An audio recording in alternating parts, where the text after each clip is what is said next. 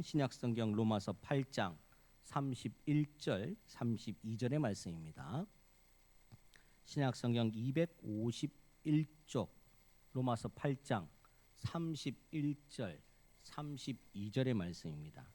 스크린을 참조해 주시기 바랍니다. 로마서 8장 31절 32절 우리 함께 봉독합니다. 그런즉 이 일에 대하여 우리가 무슨 말하리요? 만일 하나님이 우리를 위하시면 누가 우리를 대적하리요? 자기 아들을 아끼지 아니하시고 우리 모든 사람을 위하여 내주신 이가 어찌 그 아들과 함께 모든 것을 우리에게 주시지 아니하겠느냐. 아멘. 할렐루야. 하나님의 말씀을 받고 살아가는 여러분들이 우리 한 주간을 살아갈 때에 승리하는 저와 여러분 되기를 간절히 축원합니다. 전 세계가 상당히 힘든 시대를 겪고 있습니다. 아무리 희망을 노래한다고 할지라도 그 희망은 잠시 잠깐 입에서만 머물고 여전히 똑같이 힘든 시대를 살아갑니다. 고물가, 고이율 또 이런 것들을 통해서 서민들의 삶이 너무나 피폐해지고 힘들어합니다. 코로나의 여파로 경제가 피폐해졌는데 다시 회복하지만은 언제 회복될지 모를 지경에 있습니다. 거기에다가 전쟁으로 수많은 인명피해가 속출하고 있고 이상기후 현상으로 인해서 가뭄과 홍수, 폭설, 지진들이 빈번하게 일어납니다. 전 세계가 몸살을 앓고 있다고 해도 과언은 아닙니다. 얼마 전에는 튀르키예 이 대지진을 통해서 5만 명의 사상자가 났다고 합니다. 참혹한 현실이 계속적으로 전 세계 곳곳에서 일어난다고 합니다. 이런 시대를 살아가는 오늘날의 삶이 얼마나 힘들지 사실 말로 표현하기가 상당히 힘이 듭니다. 절망에 가깝다고 할 수 있습니다. 그런데 아이러니한 것은 정작 이 시대를 살아가는 우리 개개인의 서민들은 세계의 어려움을 생각할 겨를이 별로 없다라는 겁니다. 세계 곳곳에 전쟁이 일어나는지 지진이 일어나는지 뉴스 속보가 계속적으로 나오고 있지만 여기에 신경 쓸 여력이 없다라는 거죠. 왜냐하면 본인의 삶이 하루하루의 삶이 힘들기 때문에 그렇다라는 겁니다. 이러다 보면 날이 가면 갈수록 우리 육신은 지치고 병들고 힘들어진다는 거죠. 물질적 어려움을 당하는 사람이 있는가 하면 아무리 풍부하다 할지라도 정신적으로 피폐하고 영혼이 죽어가고 고달픈 삶을 살아가는 인생도 있다라는 겁니다. 꿈과 희망을 가져야 한다고 하지만 실제로는 이런 생활을 생각할 겨를이 없다라는 거죠. 꿈과 희망 이렇게 말하면 이게 사치로 여겨질 정도로 우리의 삶이 너무나 버겁다라는 겁니다. 인생의 목표를 향해서 쭉 달려갑시다라고 말은 하지만 이렇게 생각할 겨를이 없다라는 거죠. 날이 갈수록 후퇴하고 있는 것 같은 우리의 삶의 암담함들이 우리의 발을 딱 잡고 놔주지 않는다는 겁니다. 우리의 질병이 그럴 수도 있고 경제적 형편이 그럴 수도 있고 우리의 살림살이가 녹록지 않다라는 거죠. 그렇다고 해서 우리가 그냥 여기에 주저앉고 그냥 퍼져 있으면 되겠느냐라는 거죠. 사랑하는 여러분, 창원온천교회 성도들은 창원온천교회에 몸을 담았고 주 예수 그리스도가 함께 하시기 때문에 그럼에도 불구하고 목표를 설정하고 주님을 나침반 삼아서 어두운 터널이라 할지라도 통과할 수 있는 저와 여러분이 되기를 간절히 축원합니다. 우리의 마음먹기에 달렸다 이렇게 사람들은 말하지만 아닙니다. 우리의 마음먹기에 달린 것이 아니라 하나님이 주시는 복에 달려 있는 겁니다. 하나님의 주시는 복은 여전히 우리에게 있다라는 거죠. 그 복을 붙잡고 나침반 삼아 날려가면 그 길이 어두운 터널이라 할지라도 축복의 길로 바뀔 줄 믿습니다. 전도서 3장 1절에 범사에 기한은 있고 천하만사에 때가 있다라고 이야기합니다. 우리 주 예수 그리스도라는 나침반을 보면서 나아간다면 전도서의 이 말씀처럼 범사의 기한의 때가 바로 우리의 때가 될 줄 믿으시기를 바랍니다. 우리가 주 예수 그리스도라는 나침반을 보면서 앞으로 나아간다면 그때 하나님이 주신 때 그 기한이 우리의 것이라는 겁니다. 욥기 11장 7절에 내가 하나님의 오묘를 어찌 능히 청량하며 전능자를 어찌 능히 온전히 알겠느냐 이렇게 말씀합니다. 우리는 지금 목표를 향해 달려가고 있는 중입니다. 아직 망한 게 아니라는 거죠. 아무리 어려움이 있더라도, 역경 속에 있다 하더라도, 터널을 지나간다 할지라도 아직 달려가고 있는 중입니다. 달려가고 있는 중. 망해서 퍼져 있는 게 아니라는 겁니다. 아직 포기할 때가 아니고 낙담해서 자빠져 있을 때가 아니라는 거죠. 왜냐하면 전능자, 욥기의 말씀처럼 전능자가 이루실 온전함이 아직 우리에게는 남아있기 때문입니다. 전능하신 하나님께서 우리를 통해 이루실 축복이 너무나 아직 많이 남아있다는 사실을 기억하시기 바랍니다. 마태복음 5장 48절에 이렇게 우리를 독려합니다. 그러므로 하늘에 계신 너희 아버지의 온전하심과 같이 너희도 온전하라. 하나님께서 우리를 붙들어 주신다. 하나님께서 온전하게 하실 일들이 남아있다. 그러니 온전하라. 사랑하는 성도 여러분, 주님의 이름으로 온전하기를 간절히 축원합니다. 우리가 아직 망한 것이 아니라 했습니다. 아직도 발휘할 여력이 남아있고, 아직도 부흥할 기회가 남아있고, 아직도 옆에 자리를 보시면 빈자리가 아직 남아있습니다. 채워야 할 빈자리가 남아있다라는 겁니다. 아직도 주님께서 부어주실 은혜와 축복이 우리에게 남아있고, 주님께서는 여전히 우리를 온전하게 하실 것이다 라고 말씀하고 약속해 주고 있다는 사실을 기억하시기 바랍니다.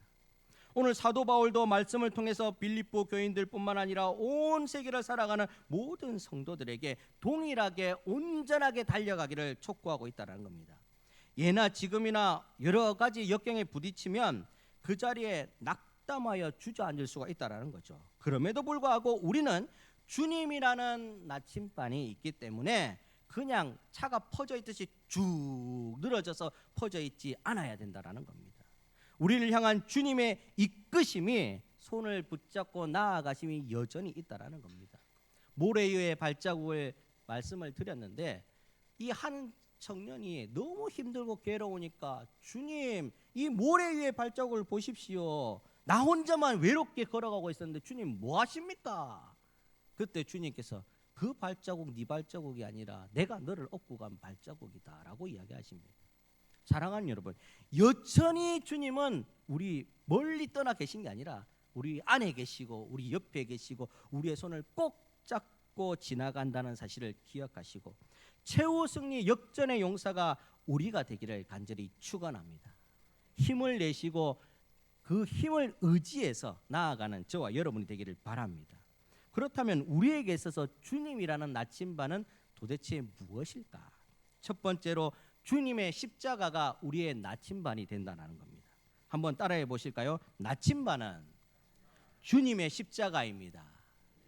그렇습니다. 주님의 십자가가 내 나침반이 된다는 거죠. 오늘 주보의 앞면에 기록되어 있는데 사순절이라고 기록되어 있습니다. 사순절이 무엇입니까? 부활절까지 6번의 주일을 제외한 40일 동안의 기간을 말합니다. 이 사순절 기간을 왜 우리가 기념하는 겁니까? 예수 십자가를 기억하라는 거죠.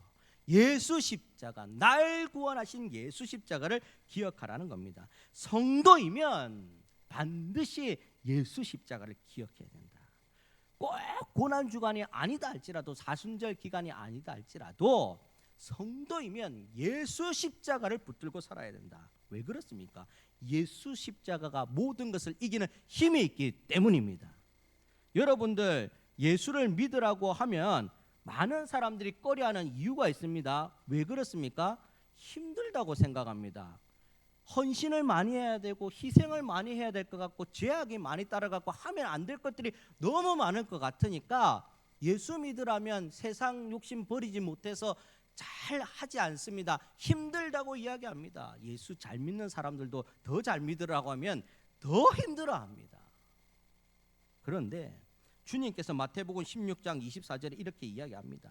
누구든지 나를 따라오려거든 자기를 부인하고 자기 십자가를 지고 나를 따를 것이니라. 이 말씀을 우리 뜻대로 해석하면 더 힘듭니다. 와, 안 그래도 주님 앞에 십자가 지고 나가는 게 힘들어 죽겠는데 나를 따르려거든 또 십자가를, 그 무거운 십자가 주님께서도 이리 비퉁 저리 비퉁 지고 가셨는데 그것도 지고 가라고 하니 얼마나 힘들겠습니까? 힘들다는 거죠.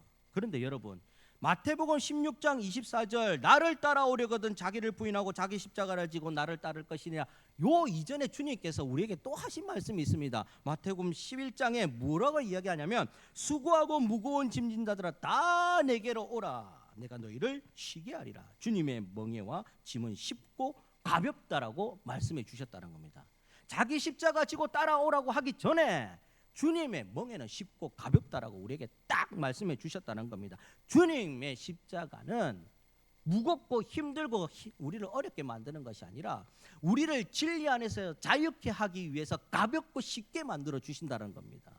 그러니 주님께 나아가는 것이 힘들고 어렵고 제약받는 일이 아니라는 겁니다. 그렇게 생각하면 오산이라는 겁니다. 내 뜻대로 내 마음대로 생각하니까 그렇게 생각하는 거죠. 여러분들, 우리가 살아가는데 예수 믿고 살아가는데 내 마음대로 생각할 때가 참 많이 있다고 합니다. 이게 바로 십자가를 두고 이야기하는 겁니다.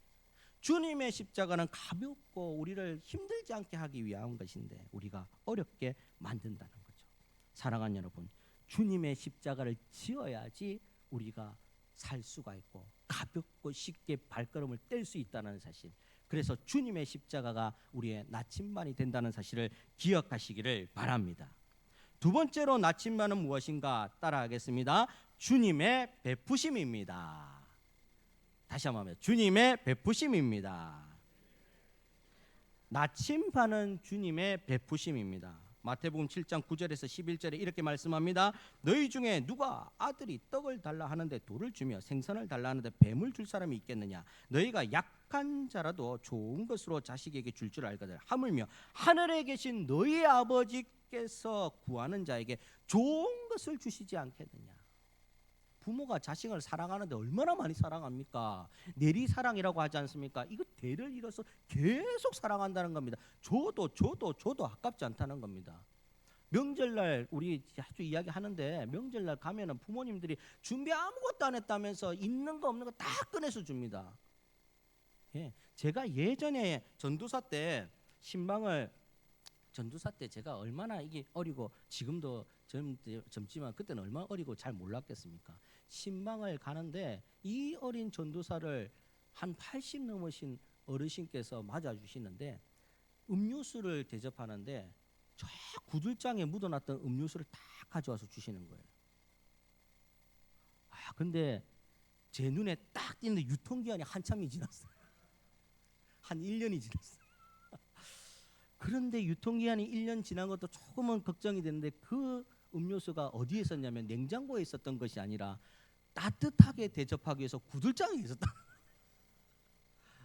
제가 그걸 다 마셨어요. 감사하게 다 마셨어요. 어머니가 말씀하신 것이 네가 목사의 길에 가면 네 바지 자락으로 이 땅을 다 쓸고 다닐 정도로 돼야 된다라고 이야기하셨는데 당연히 마셔야죠. 꿀떡꿀떡 아멘 하시면 하나님 앞에 감사 기도드리고 축복 기도하고 열심히 마셨습니다. 집에 가서 배탈이 났을까요? 안 났을까요? 그런데 그게 사랑이라는 거죠. 그분의 사랑이라는 겁니다. 자식을 대하는 마음으로 그렇게 하셨다는 거예요. 그분이 어린 전도사가 왔는데 내 자식처럼 대하셨다는 겁니다. 부모의 사랑도 이럴진데 하나님의 사랑은 얼마나 크겠냐는 겁니다. 하나님의 사랑이 얼마나 큰지 줘도 아깝지 않다고 이야기하지 않습니까? 하물며 하늘에 계신 너희 아버지께서 구하는 그 자에게 좋은 것으로 주시지 않겠느냐.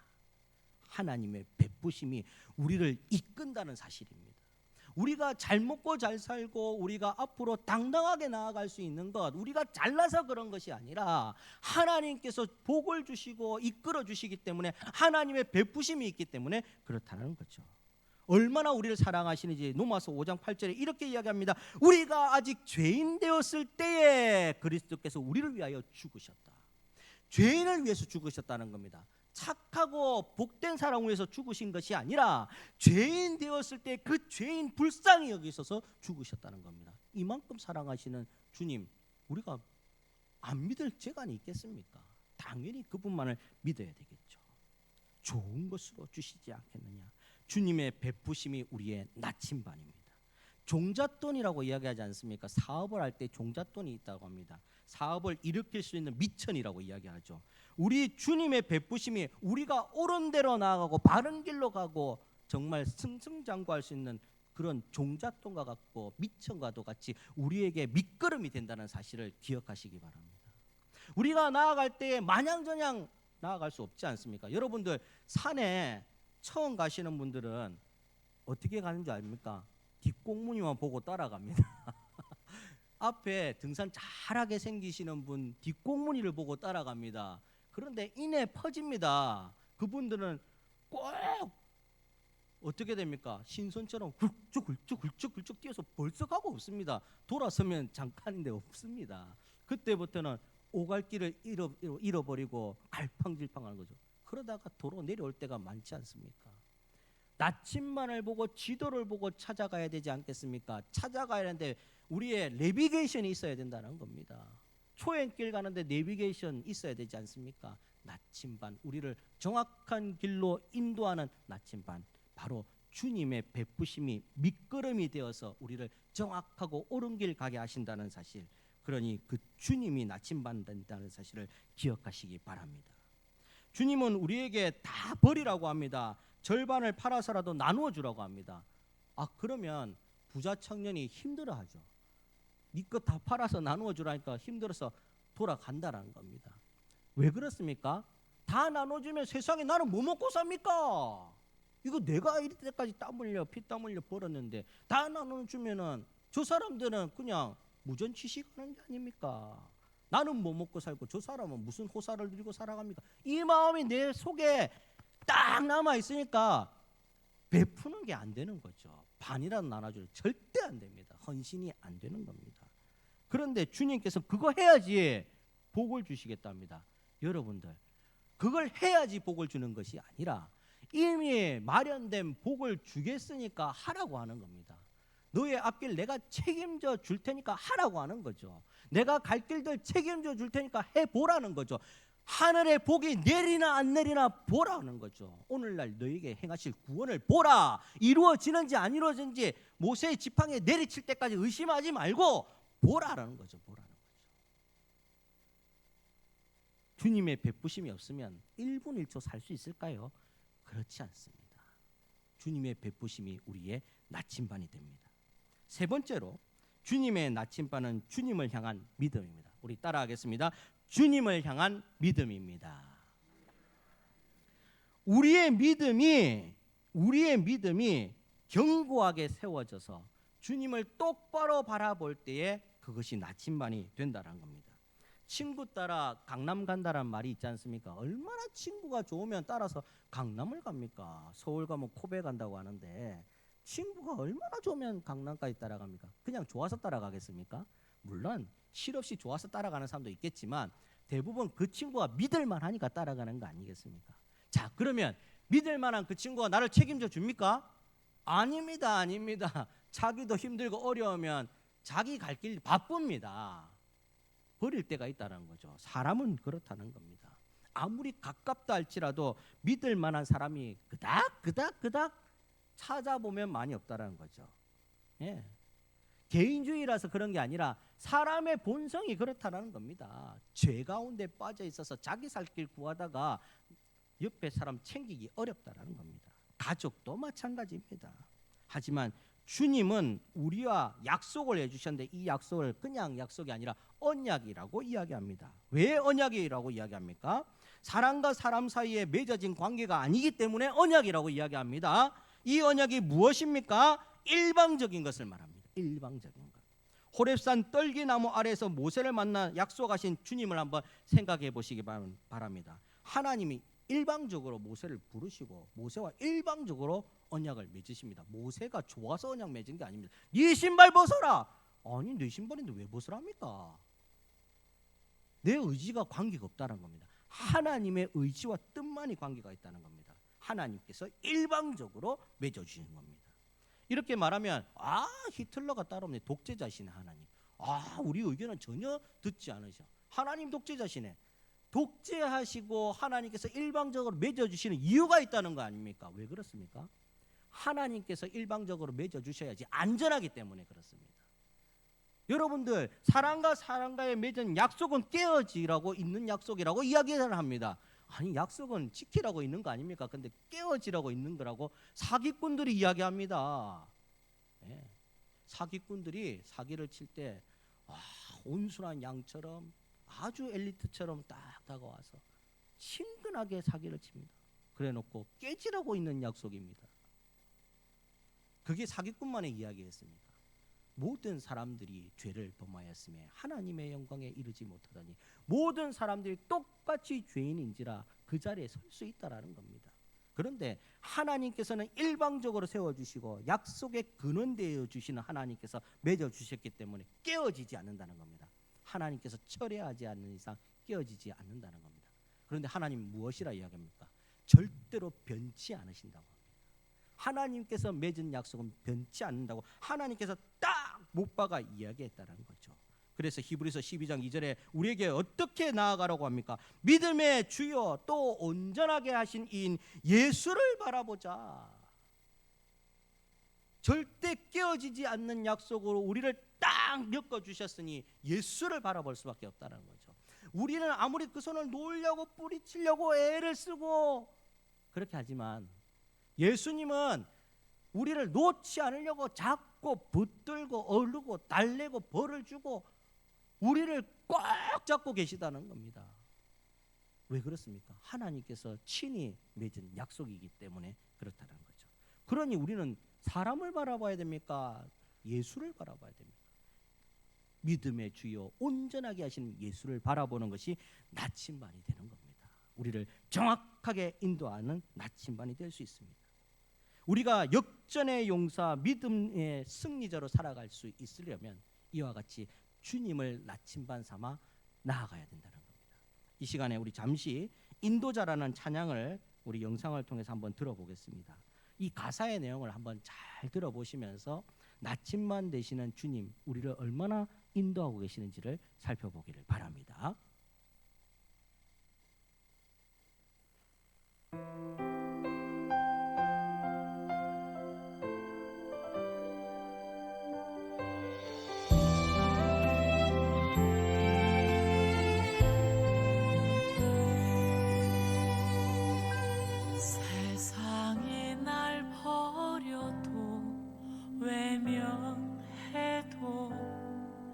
나는 오직 주 위에 살리 세상이 날 막아도 쓰러뜨려 해도 나는 주님만 따르리.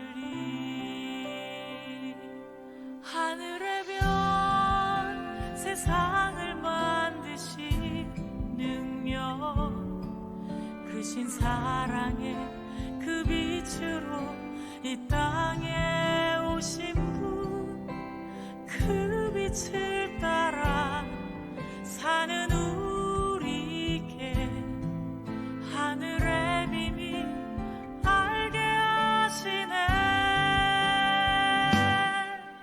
내 삶의 인도자 생명이 되신 분 그 이름만 내 삶의 빛이 되시니 세상 그 무엇도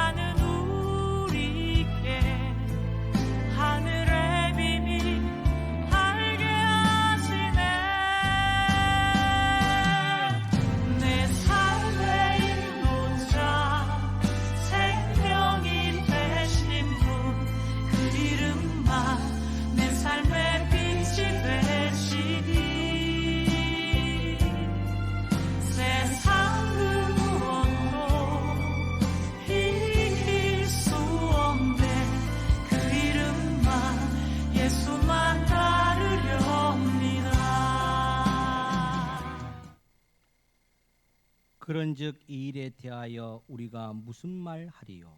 만일 하나님이 우리를 위하시면 누가 우리를 대적하리요? 자기 아들을 아끼지 아니하시고 우리 모든 사람을 위하여 내주신 이가 어찌 그 아들과 함께 모든 것을 우리에게 주시지 아니하겠느냐?